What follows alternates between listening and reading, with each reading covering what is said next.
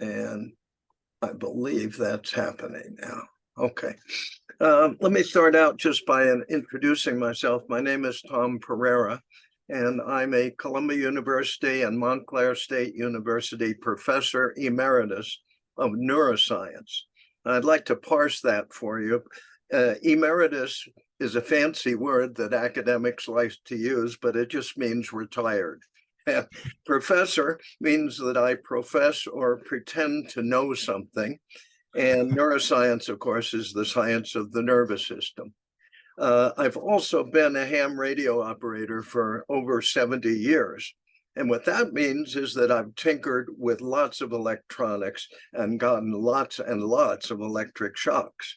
When you put all those together, you find that it explains my fascination with the incredible electrical world inside the body. And it also has allowed me to design and use complex electronics in my research that most people in the field were not trained to use. So that'll sort of inform what we're going to do today. And I'm going to start out by setting the mood, if you will, for the time when quack medical devices were popular. People were just barely beginning to realize that electricity was something that they were going to have to deal with eventually. And it was necessary to put signs like this up on the wall next to the electric light switch. This room is equipped with Edison electric light. Do not attempt to light with a match. Simply turn the key on the wall by the door. And then they also would say the use of electricity for lighting is in no way harmful to health, nor does it affect the soundness of sleep. So that's the kind of world we're talking about. And in came before that and after that, just immense numbers of quack medical people trying to make money off of the gullible public. The book on the left, Quack, Tales of Medical Fraud from the Museum of Questionable Medical Devices. And the book on the right, A Brief History of the Worst Ways to Cure Everything. So that's the world we're going to look into. And here's an example of a real quack. He's holding a jar of salve, and he's yelling at the top of his voice. And that's how the word quack got to be. It's a Dutch word for quacksalver. A quacksalver is a hawker of salve that yells. So selling your wares in a loud voice was the beginning of the word, and then it gradually sort of trickled down to a lot of other things. But let's look at some of the things that were being sold in those days. Dr. M.A. Simmons' liver medicine is shown on the left. And for some reason, he's selling it with a picture of Custer's last fight as a somehow related to his liver medicine. And down at the bottom, it says 5,000 bottles and boxes are sold daily. You got to convince the public that you're dealing with a really popular thing. And on the right, we see the Dr. M.A. Simmons liver medicine, which can cure indigestion, biliousness, colic, costiveness, dyspepsia, and sick headache. And it prevents fever ague.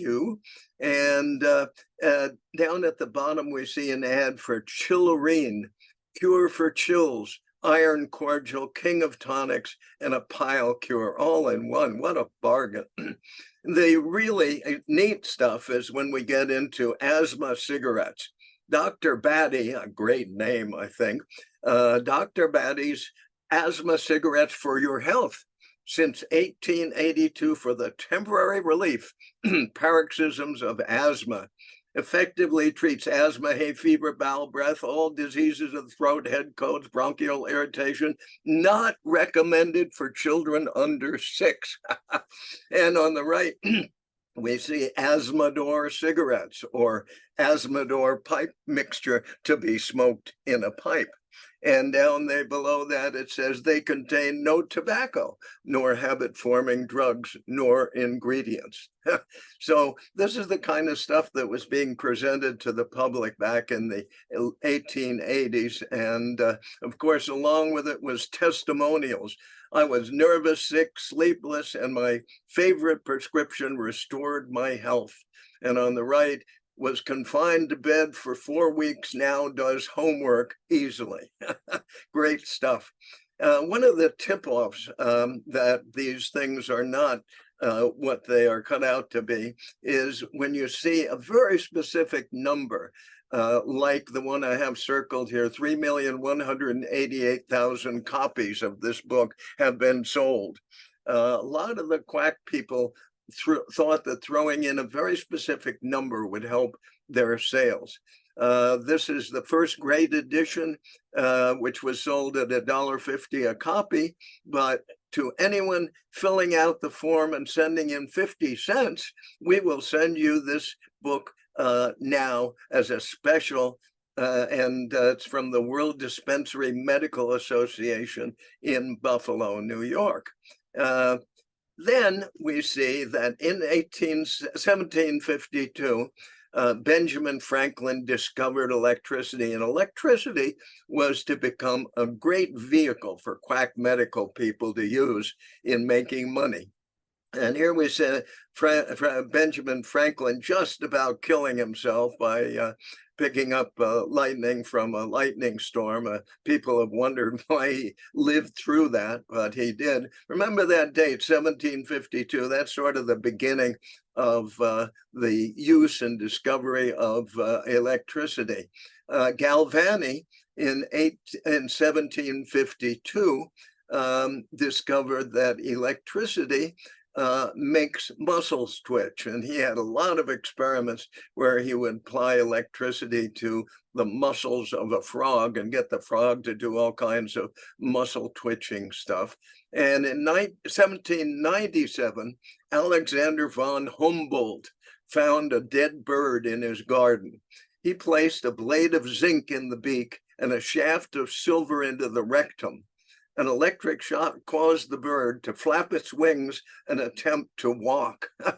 He also tried the experiment on himself with unpleasant consequences. You got to wonder about that. That point, I'd like to emphasize that because a lot of us that get into electrophysiology and messing around with the electrical activity of the body try these experiments on ourselves. It's sort of a wonder that we survive that.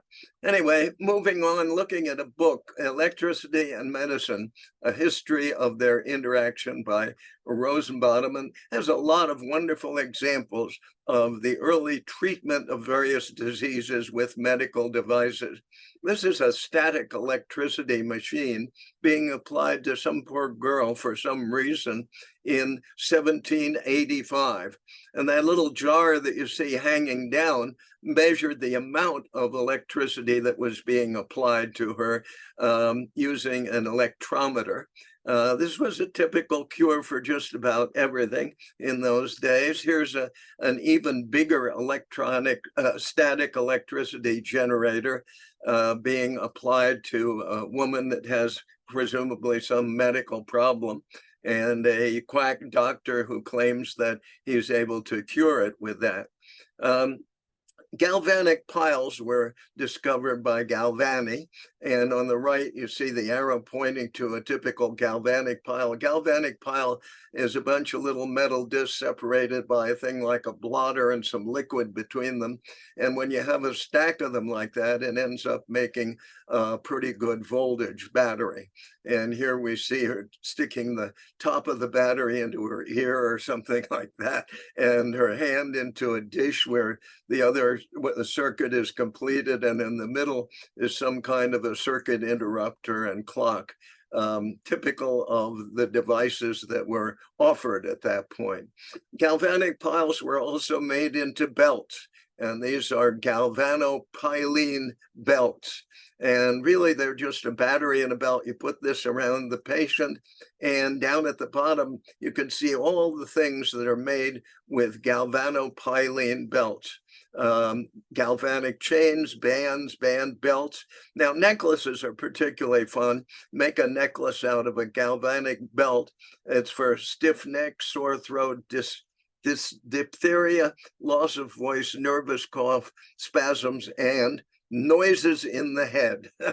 So you can cure noises in the head by wearing a necklace of one of these things around your neck. Then along came diathermy, when people discovered radio tubes and ways of increasing the voltage, making electronic devices to produce high voltage oscillating current. This is a circuit diagram of a high frequency diathermy machine. On the lower left, you see the power supply, which has two mercury vapor rectifier 866 tubes, and it's feeding thousands of volts up into the circuit that produces the oscillating voltage and applies it to the patient. And this device is running a serious amount of power. It's putting out somewhere between 500 and 1,000 watts of energy into the patient. And it's a wonder that patients survive this kind of, quote, treatment. The nice thing about diathermy machines is that a lot of ham radio operators have discovered that the circuit diagram is just about a perfect amplifier for a ham radio transmitter. And that by just changing the grid of the two output tubes to accept an input frequency in the ham bands and tuning the output coil L1 to resonate in a ham band, you can have a very, very inexpensive, high-powered transmitter. These things were often available in junk stores and on the surplus market for as little as $5 or sometimes less than that. So they ended up having a use after all. The purpose of diathermy was to produce heating of the patient. And it was thought that simply heating areas of the body would help to cure them. And it was a very popular device for a while. And it fell into disuse, perhaps because it killed a few people. It's hard to know. Here's a patient, in quotes, being subjected to diathermy. And Howard Mariotti, member of our club, found this wonderful thing. It is called an electric baker, and it produces a warm outflow of energy, in other words, heat, and designed and invented in 1926. It could also heat various parts of the body, and the manual explains how it can be used to heat parts of your body to deal with arthritis and help healing and do all kinds of useful things like that. Now, that's considered a QUACK medical device, but it turns out that some of these techniques are experiencing an amazing resurgence of popularity, as we'll see. Now, the most typical of all the electrical cure-alls was called an electrical battery or a medical battery. And let's just become familiar with a medical battery. On the right, we see a typical battery, typically 1.5 volts or two of those cells, maybe 3 volts. And it's hooked to a buzzer, vibrator, and a spark coil. So the vibrator at D makes and breaks the circuit going into the primary of this coil, and that excites a voltage that crosses over into the secondary of this coil, and it can be as high a voltage as 20,000 volts, and that voltage is applied to the patient along with statements about how it's going to cure various things that are wrong with the patient. So this is the basic design of most of the QUACK medical devices that you'll find in antique stores and on the market. And there were hundreds, literally hundreds, actually thousands of these things that were made by various companies. And the idea was to buy one and have it at home and treat yourself for whatever the problem was. Here is a guide to electrotherapy instruments, by courier, and there are 500 pages in this guide, and it turns out there are over 1,500 different medical batteries in this device. So there are 1,500 different versions of this thing, and basically they all do the same thing. They put a high voltage electric shock out to a person's skin, and along with the shock comes a claim that it's going to cure whatever the person's problem is. So here's a page, a couple of pages from the book showing all the different designs of these devices. And they even had some that were applied to the head of the person and would cure various headaches and other problems. So there's a medical battery for disorders of the brain and the head. Pretty scary stuff. That's a lot of voltage to be putting into your head.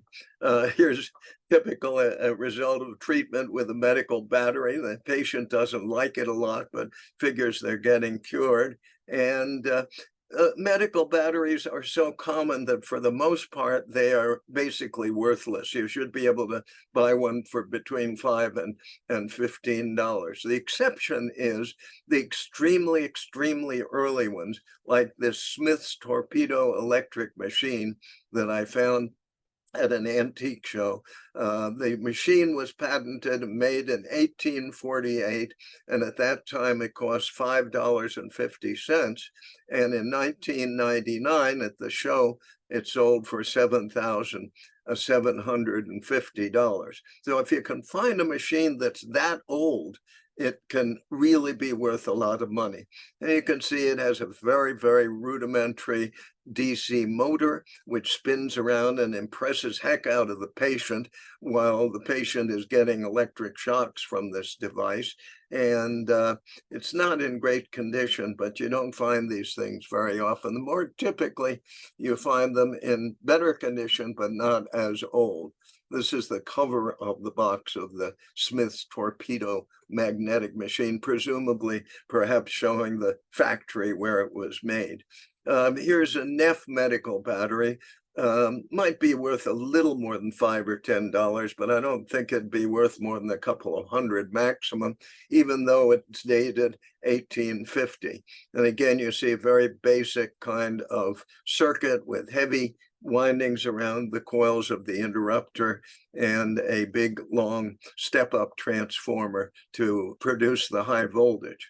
Electromagnetic machine made by Neff.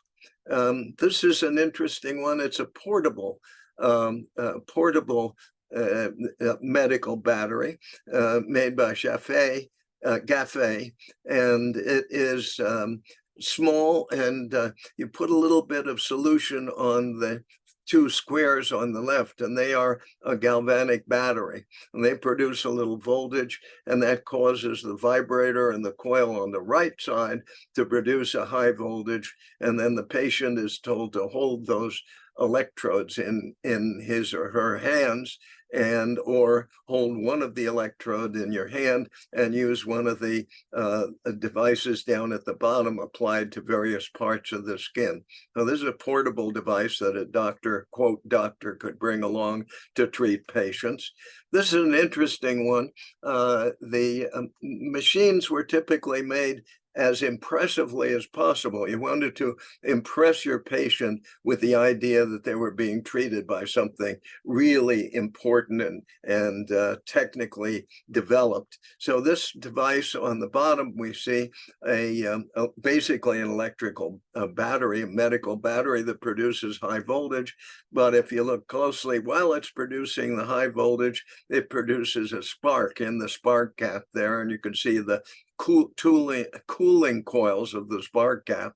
So the patient is being treated by this thing while it's going zap, zap, zap, zap, and feeling that the patient's being treated. And the amazing thing about this device is that the top of the device has some violet ray tubes, and violet ray tubes are used to impress patients with how effective the treatment is, because they glow when you apply them to the body.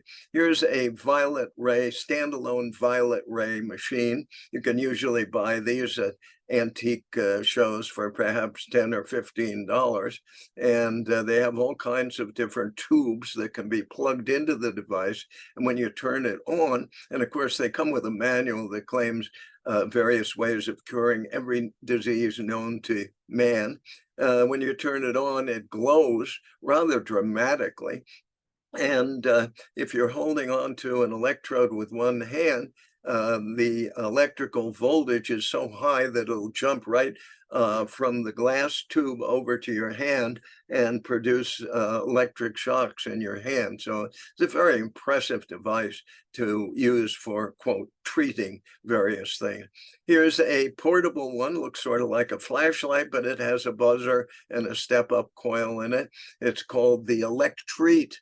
And it says it relieves pain, and it was patented in 1919, and it was quite widely sold. I found literally dozens of these things at antique shows, so they sold an awful lot of these things for treating patients. This is one of the more complex of the electrical batteries. This one includes meters to measure things. It says this device was touted to diagnose and cure virtually every known human ailment. Quite tragically, the claims were a fraud concocted by the inventor Francis Cutler Ellis, and this was for sale in an auction site. Here's another one. You come across these things, you don't know what they are initially. You look closely at them, and you still don't know what they are. It says electrogalvanic stimulator. Well, what is that all about? You have to have a little familiarity with QUACK medical devices to recognize this thing as just another medical battery that's going to produce a high voltage electric shock. But if you read the fine print on the case, it's really scary. Down at the bottom, it says, caution, the patient current exceeds the maximum risk current for this class of equipment. I assume that most people don't read those things, but many people buy these and play around with them, and it is possible to do some serious harm and by applying these things to yourself, especially if the device is shorted or it doesn't have a transformer and it's grounded improperly and so on. So they have to be quite careful. Now, you may think that this is old stuff, but just last year, I walked into a CVS pharmacy and I found a HempVana Rocket TENS therapy device. It takes two AA batteries, and it is adjustable with a little adjustment that you see over on the left there. The voltage can be adjusted, and it has a digital readout of the intensity levels. And it is sitting there next to HempVana moisturizer, HempVana pain relief cream, and it's just sitting there. That is simply another example of a medical battery, but in a modern disguise. And you notice that, like many of the medical batteries, this one has three different electron shapes, the electrode shapes, a flat electrode, a single round electrode, and two round electrodes. You could just plug those into the end of the thing and treat yourself.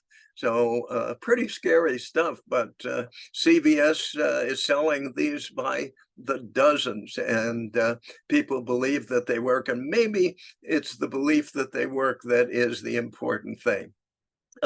If you walk through a mall these days, this is the great Maryland Mall, and you find these little displays in the middle of the mall. This one is for, again, a medical battery that applies electric shocks to various parts of the body. And you can see the electrodes on a dummy on the right there, and a couple of the devices. And down on the table, there is a chart showing the proper places to apply these electrodes to the body in order to produce cures of various kinds. There is also electroacupuncture. Acupuncture is a very old technique for treating pain and various illnesses. It has characteristically involved inserting fine needles into a person Sometimes later on, when electricity was invented, the needles would be hooked up to a voltage source, so they would produce tingling. Nowadays, you can buy something called an electroacupuncture device. Put a couple of AA batteries in this thing, push the little on-off switch, and apply it to the skin. And sure enough, it sends electric shocks, just like every other medical battery, into areas of the skin. And this one comes along with a chart of the foot. And the advice is stimulate the foot, and you'll be able to produce cures of any number of things. For instance, the esophagus, the thyroid gland in the middle, and the spleen over on the right, and kidney, and the liver, and small intestine, and so on. So you could use this chart to find a cure point for just about anything that was wrong with a person. And again, this is being sold as we speak. So is Dr. Benefit's Slim Up Beauty Pulse device. I love the name, Dr. Benefit's Slim Up Beauty Pulse. They're fairly expensive. They're about $35 or $40, and they're selling to this day. It's amazing. A Relaxomat, again, another medical battery in a different form that also makes noises. So while it's zapping you, you hear little tones going beep, beep, beep, and that's a cure. And if you go on Google and you look up electrical stimulation or electrical cures or any number of possible Google searches, you will find any number of possible devices that you can buy anywhere from, on the left, we see CVS Pharmacy at $68. And as you go to the right, gets up to $199, and then up to $2,453 for the one in the middle there. Obviously, somebody is making a lot of money. And the question is, are these things really doing anything beneficial for people? In any event, they are the current day version of the early QUACK devices. Here's one: rapid depression, anxiety, and insomnia therapy. 2 AA batteries in this thing, and off it goes. And the tip off for me, usually look for an odd number like this. 1,400 doctors. Doesn't say what, it just says 1,400 doctors. And then you look for the FDA, Food and Drug Administration, and the word cleared has absolutely no meaning. All it says is that the FDA has decided that this probably will not damage the patient. Otherwise, it has no other meaning, an FDA clearance. There are, of course, positive outputs and conclusions, outcomes of all of this. The cardiac pacemaker of 1958 was indeed the effect of stimulating the heart directly with high voltage electric currents to make the heart beat, cause the muscles to contract, just the way Galvani did way back in the 1700s. And it has been immensely helpful to large numbers of people. So the QUACK devices, you can say, led up to a medical miracle such as a cardiac pacemaker. Let's look a little bit at electromagnetic field therapy, the idea that putting a person in an electromagnetic field as opposed to applying electrodes to the skin might be therapeutic. And one of the things we know about electromagnetic fields is that many people believe that they can be harmful. In fact, the Federal Communications Commission now requires that all of us ham radio operators measure or calculate the amount of electromagnetic field that is produced by our ham radios, and that might be impinging on us or our family. And there are many people who are scared of buying houses under power lines. The 60-cycle field is thought to be potentially dangerous. And to capitalize on that, Claris sold this device called a Spartus, and they sell it for $475. And just for the heck of it, since they had a you can return this for any reason for your full money back, a guarantee. I bought one of these things and I took it home, and I was very careful when I took it apart. But the first thing I did was I put it in a room, and it was supposed to eliminate all noxious 60 cycle magnetic fields in a room. So I put it in a room and I hooked up an oscilloscope, and I took a long piece of wire back to the ground of the oscilloscope from the hot terminal, and I measured the electromagnetic field in the room. And you see the upper oscilloscope drawing there shows the 60 cycle voltage just floating around in a room in a typical house. Then I turned on Claris, and instead of the voltage going down to zero, whoa, look down at the bottom. It tripled in size. So not only did Claris not take away the 60 cycle field in the room, but it multiplied it dramatically. So I had to figure out what was going on. I took it apart. First thing I noticed is that Claris is nothing more, absolutely nothing more than a digital alarm clock, period. Nothing else. And I took it apart. Luckily, there were no anti-tamper screws on it. I unscrewed it and I looked inside, and sure enough, there was a power transformer with no shielding around the power transformer. So it took 110 volts into this transformer, and then it produced the 6 volts. But meanwhile, it radiating this huge electromagnetic field all around the device.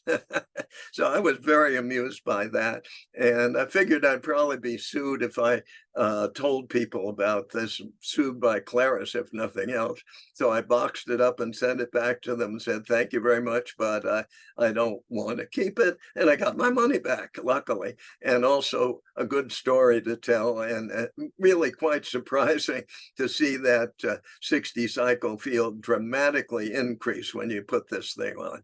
Now, there were a lot of therapies that involved putting electrical fields around a person, and a lot of various helmets that were used to apply the electromagnetic field.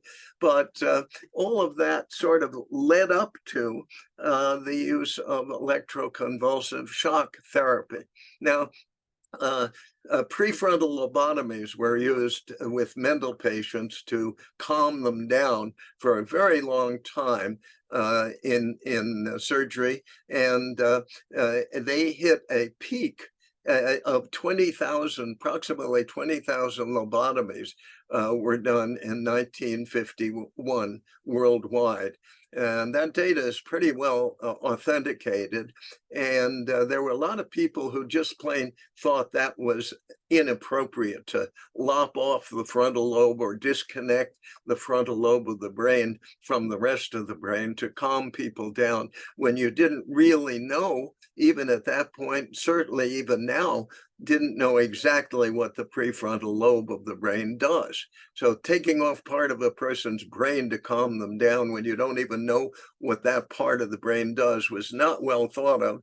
And when somebody started experimenting by putting a high voltage electric shock across the brain and found that they could get similar results, starting in 1938 and onward, electroconvulsive therapy was used. And the voltage is rather terrifying. Electroconvulsive therapy puts about 100 volts AC onto a patient with almost an amp of current, 800 milliamps, 0.8 amps, for anywhere from a tenth to 6 seconds. And you can just imagine what that's doing to that poor little brain in there. That's a huge amount of current. The patient goes into a tremendous clonic seizure. All of the muscles tense up, and very often the patient bites through their lip or bites their tongue. When they're applying this, they often put a piece of wood in the patient's mouth so that it holds the teeth open and the patient doesn't bite through. But it's an extraordinary procedure, and it's still being used fairly widely for treating all kinds of mental disorders, and it is not harmful as far as we can tell. For the most part, I'll use that possible caveat. For the most part, patients don't show ill effects from this, except that they're a total loss for a while after they've gotten this shock. It takes a while to recover from it, but it's really a very interesting procedure, and interesting to me that this is being done at this point. The amount of voltage, again, is quite high. For me, my research focused on a somewhat similar approach, except I never used human patients. I stuck electrodes into the brains of poor, unsuspecting rodents called rats. And my target for my electrodes was the hypothalamus. The hypothalamus in the brain of a rat does all sorts of amazing things. And if you lower an electrode, you can see here an X-ray of a rat with one of my electrodes lowered down into the hypothalamus. If you lower an electrode into the hypothalamus of a rat, you can see by stimulating, by putting a small nerve impulse size stimulus into those electrodes, what that area of the hypothalamus does. And I found areas of the hypothalamus that produce insatiable eating, that stop eating no matter what, and that produce anger, tremendous anger, where the animal will attack anything nearby, and also fear. These are all areas of the hypothalamus that have been discovered, some of them discovered by me, by stimulating these areas. The reason for all this was to try and map out what the hypothalamus does, and in that way understand how it participates in the electrical activity of the brain. The most dramatic example of stimulating the hypothalamus was done by a professor.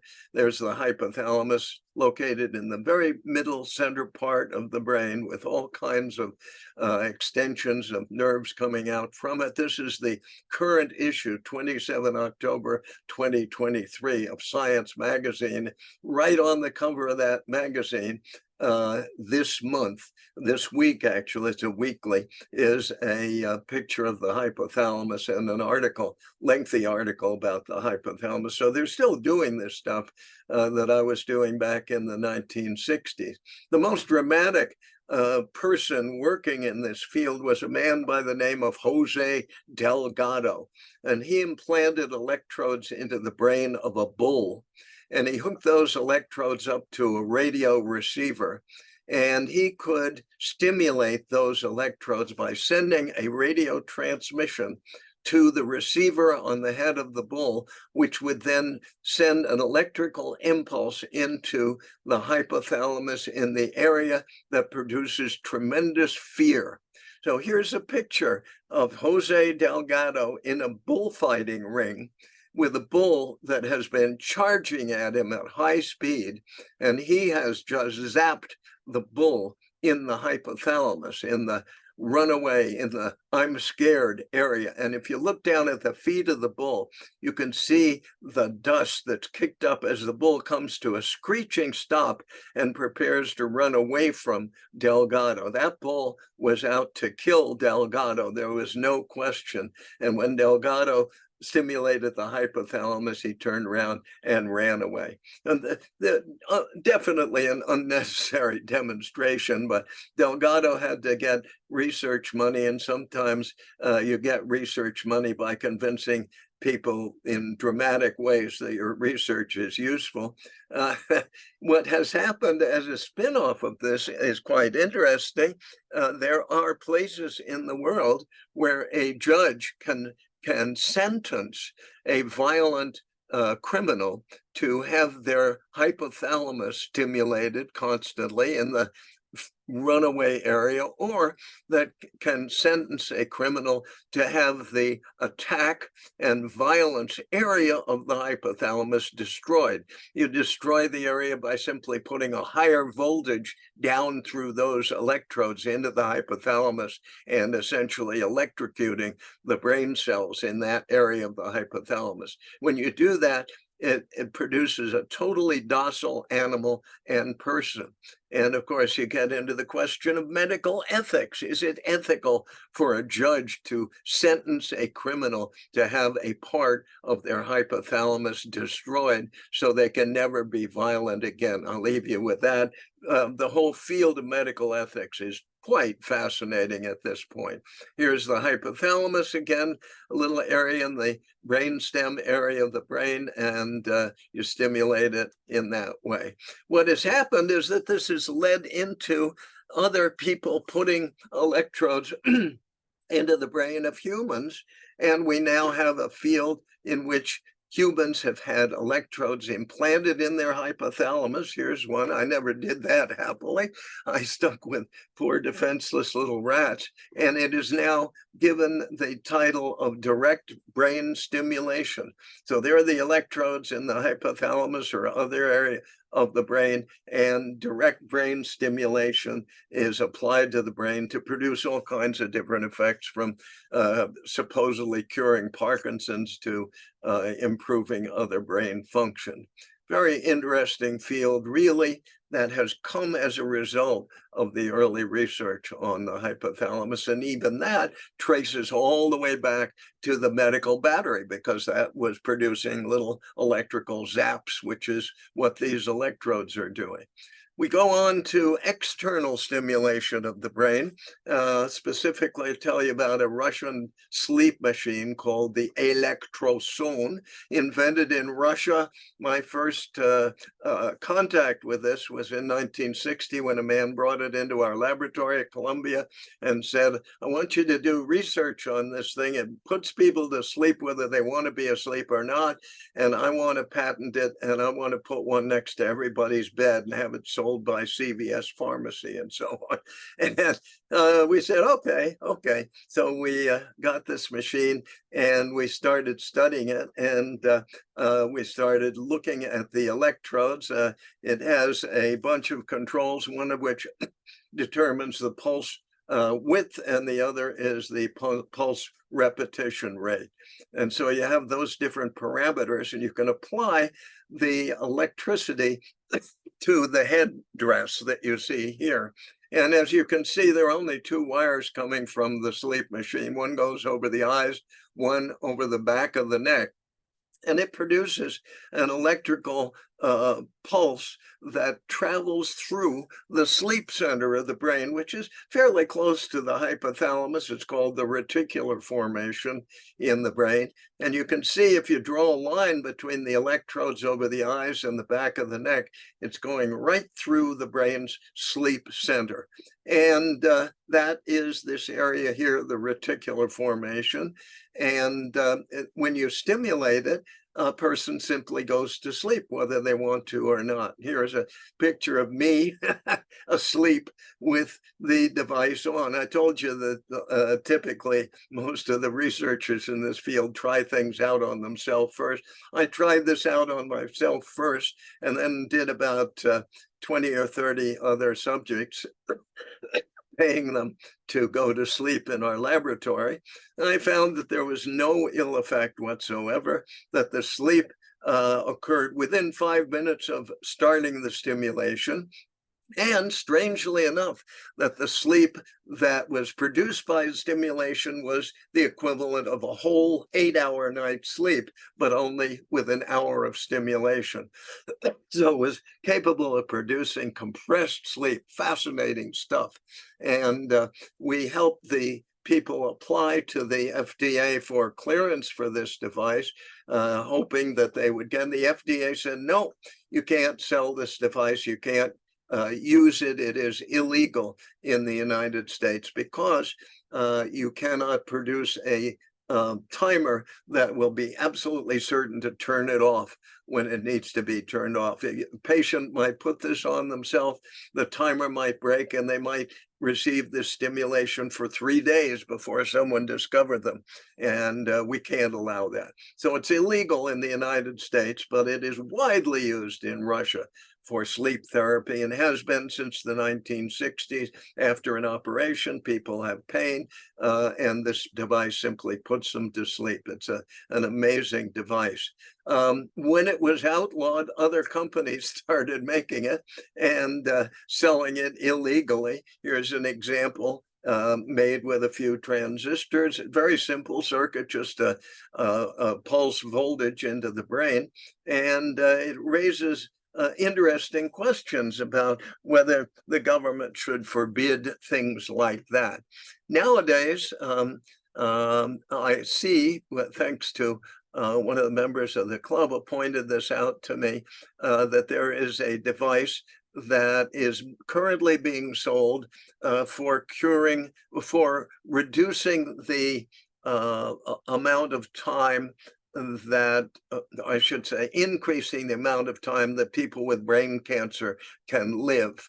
The idea being to apply electrodes over the head and stimulate these electrodes with a battery pack control unit that you see down there with pulses. And the electrical pulses apparently interfere with the biomagnetic cells in the tumor. Who knew that some cells had biopolarization when this was all started? But it turns out that it does produce changes in the cells within a tumor that are different from the changes in the cells in the brain. And so this device is being widely sold to people with otherwise incurable brain cancer. The problem, you can see the smile on this gal's face on the right. She's going to live an extra 13% longer than if she wasn't wearing this thing. One of the problems with this device is you have to wear it at least 18 hours a day. And they've developed all kinds of hats and things to hide this thing on a person's head. You don't want to walk out in the public with electrodes all over your head. But this is really one of the modern miracles that has evolved from the early work on stimulating the brain and electrical stimulation. It raises some interesting questions about the question of, should people be allowed or encouraged to apply electrical stimulation to their brain? Do-it-yourself head zappers hope to become better gamers and problem solvers, but the technology may or may not be ready for prime time. We don't have enough research to really know about this technology, but it seems as though it's not doing any harm as long as the voltage is not electroconvulsive level. It's a much lower level, and it's not going to produce convulsions of the brain. So if you go on eBay and or Amazon, you can buy any number of different devices to stimulate the brain in this way. Now, happily, there is a new discovery, and that is electromagnetic stimulation of the brain using a magnetic field and not an electrical field. Unlike the other techniques that we talked about earlier, this technique does not require that you do surgery on the brain, and it does not require that you have electrodes all over the brain, and it uses a magnet over the side of a person's head or the top of the head that produces a magnetic field, and several of these magnets beating against each other can produce a targeted electric field. So you take this device, you hold it over the area, the brain that you want to treat and induce a current in, and it does it. The coils produce a focal pattern. Now this is a drawing that they use to explain the focal pattern. To me, it looks like the pattern is expanding and not focusing, but perhaps in the very middle where that little arrow is, the two parts of the pattern come together and stimulate the area of the brain that is the target area. And here's the device being used with a patient. Several of these coils are placed over the head and aimed very, very carefully at a target area of the brain.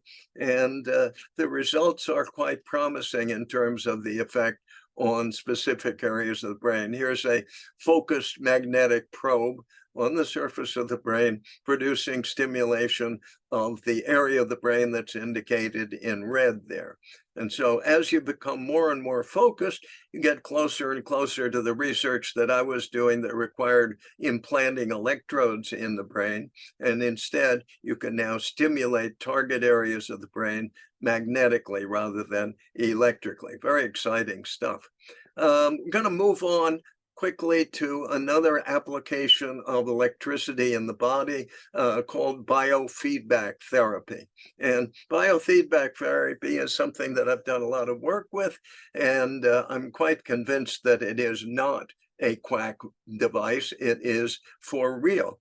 Biofeedback therapy involves picking up voltages of some kind from a person. That person is over on the left. And taking those voltages, follow the yellow arrows around to the right, and putting them into some kind of a signal processor or amplifier. So you take tiny little brain waves, tiny little muscle twitches, and you amplify those signals, and you then feed them into a person in the form of a display. So the person can see in front of them the display, which is in the middle of this diagram, which gives them feedback on what they are doing electrically. And an example of biofeedback therapy is if a person is feeling very anxious, several changes occur in their body. Their skin resistance becomes lower, and they end up having microscopic tension in their muscles. If you take the skin resistance measurement and display it to them on a display and say, listen, this is your anxiety. Try different kinds of mental thoughts and sets and ideas, and listen to some imaginary music and see if you can do anything to make the anxiety as you see it on the display go down. And the same thing with muscle tension. And within 5 or 10 minutes, most patients are able to produce meaningful changes. So let's look at how that evolved. Here is a patient, my wife, hooked up to one of my biofeedback devices. And you'll recognize this as an old Tektronix oscilloscope. Wasn't old in those days. It was a nice modern Tektronix oscilloscope. But the idea is she has electrodes on the muscles of her hand, which reflect the degree of anxiety that she is feeling. And the scope is showing a display of how much electrical signals are being given off by those muscles. And her instructions are make those signals get smaller by thinking of different ways of relaxing, pleasant thoughts, and so on. That's biofeedback in action. And believe it or not, my wife is still married to me after 63 years of this kind of thing. Anyway, we started out with measuring what's going on in the body. Fairly early on with the concept of a lie detector. A lie detector detects what's happening to a person electrically and with respect to their breathing and heart rate and blood pressure. And here we see an FBI lie detector in use and another FBI lie detector. The lie detector has several measurements of the activity of the nervous system as it is exhibited through electrical activity. And you look at those measurements while you ask people embarrassing questions and see how they respond with increases or decreases in the voltage and respiration rate and heart rate. There are various devices for doing this. This is a student research lie detector, which measures the amount of change or the change in a person's skin resistance, which is a very good measure of the anxiety level of a person. The theory being if you tell a lie, you're going to be a little more anxious than if you're telling the truth.